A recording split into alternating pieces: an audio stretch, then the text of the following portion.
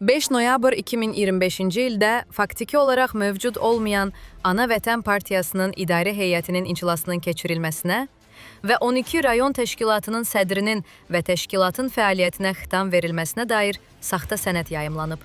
Bu fikirləri Elçin Ağamalı sosial şəbəkə hesabında yazıb.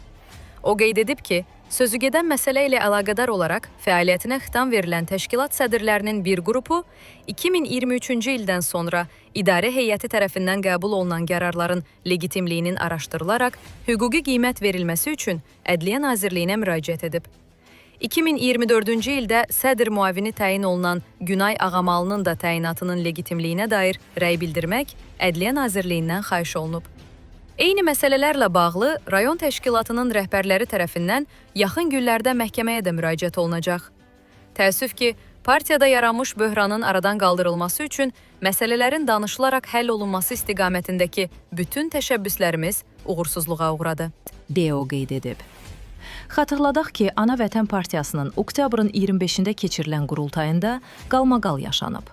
Belə ki, Fəzail Ağamalı sədrliyə oğlunu deyil, deputat qızı Günay Ağamalını gətirmək istədiyi üçün qurultayın işinə fasilə verərək üzvləri zaldan çıxarmaq istəyib.